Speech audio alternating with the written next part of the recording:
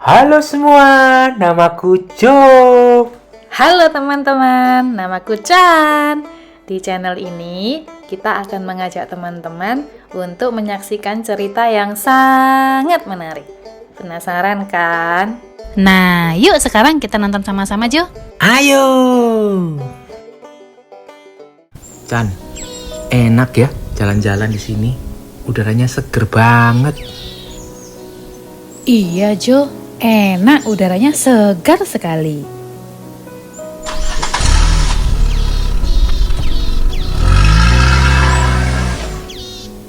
Jo, suara apa itu?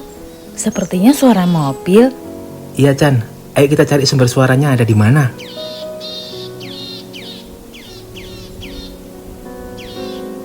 Lihat Jo, ada mobil box di sana. Wah, bagus sekali. Mobil siapa ini Chan? Wah, besar sekali ya Jo ya. Silakan masuk. Wah, Jo, mobilnya bisa bicara loh.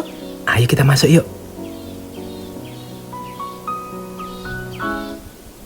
Permisi. Chan, coba lihat.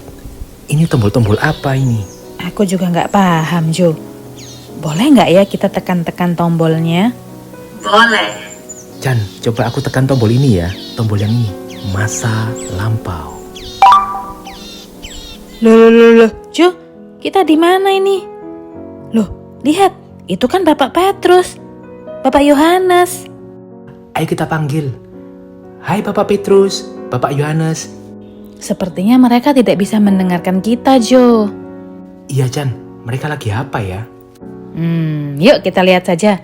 Mereka kira-kira sedang apa ya? Ayo.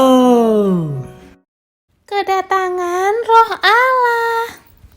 Suatu hari, para murid-murid Tuhan Yesus dari Bukit Zaitun kembali ke Yerusalem.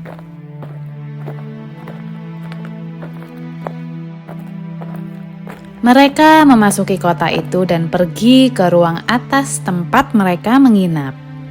Mereka berkumpul dan selalu tekun berdoa dengan satu tujuan.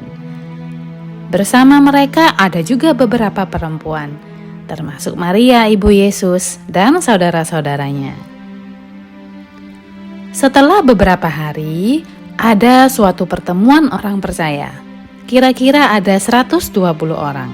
Petrus berdiri dan berkata, Saudara-saudara, harus terjadi yang telah dikatakan dalam kitab suci yang berbicara tentang Yudas Iskariot yang menjadi petunjuk jalan bagi orang-orang menangkap Yesus.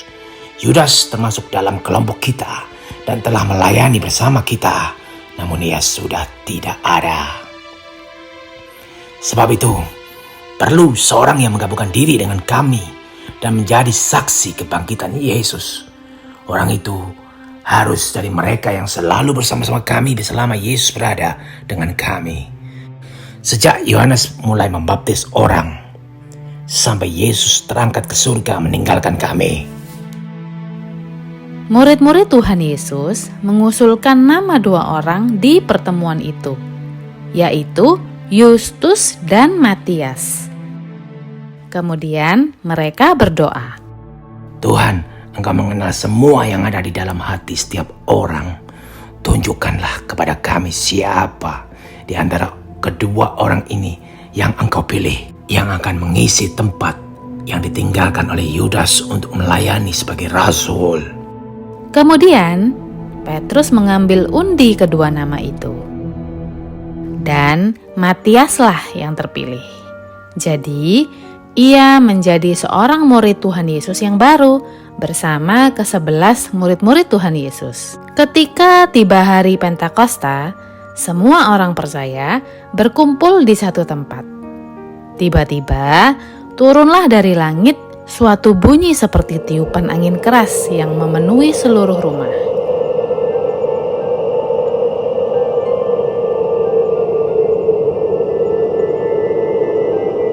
Dan tampaklah kepada mereka nyala api yang bertebaran dan hinggap pada mereka masing-masing.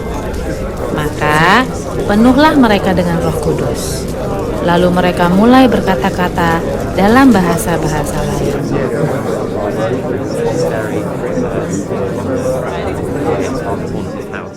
Waktu itu di Yerusalem, ada orang-orang Yahudi yang saleh dari segala bangsa.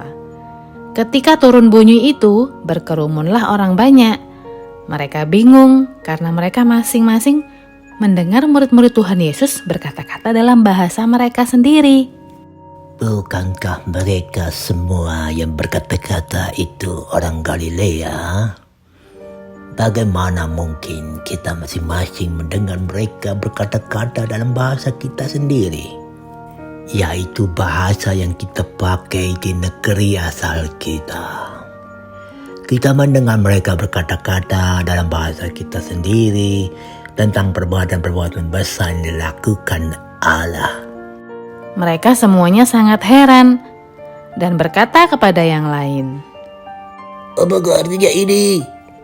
Tetapi orang lain menyindir. Mereka sudah mabuk oleh anggur manis. Maka bangkitlah Petrus berdiri dengan ke-11 murid-murid Tuhan Yesus dan dengan suara nyaring ia berkata kepada mereka. Hai kamu orang Yahudi dan kamu semua yang tinggal di Yerusalem, ketahuilah dan ingatlah perkataanku ini. Orang-orang ini tidak mabuk seperti yang kamu sangka. Demikianlah firman Allah, bahwa Allah akan mencurahkan rohnya ke atas semua manusia, dan Allah akan menjadikan mujizat-mujizat di atas, di langit, dan tanda-tanda di bawah, di bumi. Dan barang siapa yang berseru kepada nama Tuhan akan diselamatkan. Jadi seluruh kaum Israel harus tahu dengan pasti bahwa Allah telah membuat Yesus yang kamu salibkan itu menjadi Tuhan dan Kristus. Ketika mereka mendengar hal itu, hati mereka sangat terharu. Lalu mereka bertanya kepada Petrus dan murid-murid Tuhan Yesus yang lain. Apakah yang harus kami perbuat, saudara-saudara? Bertobatlah dan hendaklah kamu masing-masing memberi dirimu dibaptis dalam nama Yesus Kristus untuk pengampunan dosamu. Maka kamu akan menerima kuasa karunia Roh Kudus.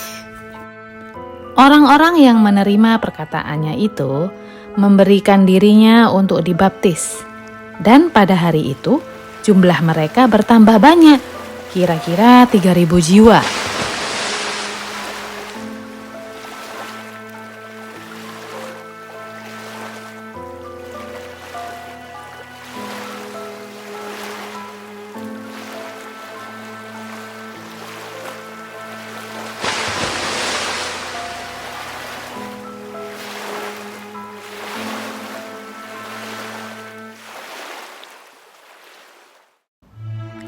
Mereka bertekun dalam pengajaran murid-murid Tuhan Yesus dan dalam persekutuan.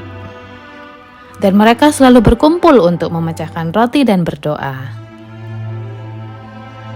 Banyak sekali keajaiban yang dilakukan oleh murid-murid Tuhan Yesus itu, sehingga semua orang kagum dan takut. Orang-orang percaya itu semuanya terus bersatu. Dan apa yang mereka punyai, mereka pakai bersama-sama. Mereka menjual barang-barang dan harta milik mereka, lalu membagikan uangnya di antara mereka semuanya menurut keperluan masing-masing.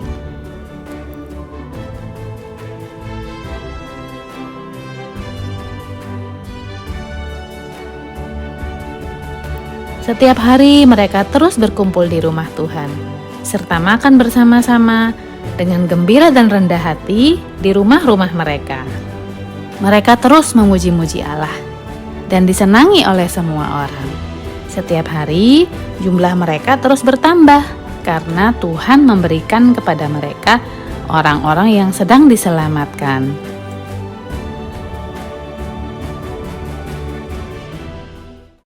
Wah, sungguh luar biasa ya Jo murid-murid Tuhan Yesus. Mereka dipenuhi dengan Roh Kudus sehingga membuat banyak orang menjadi percaya kepada Tuhan Yesus. Betul, Chan.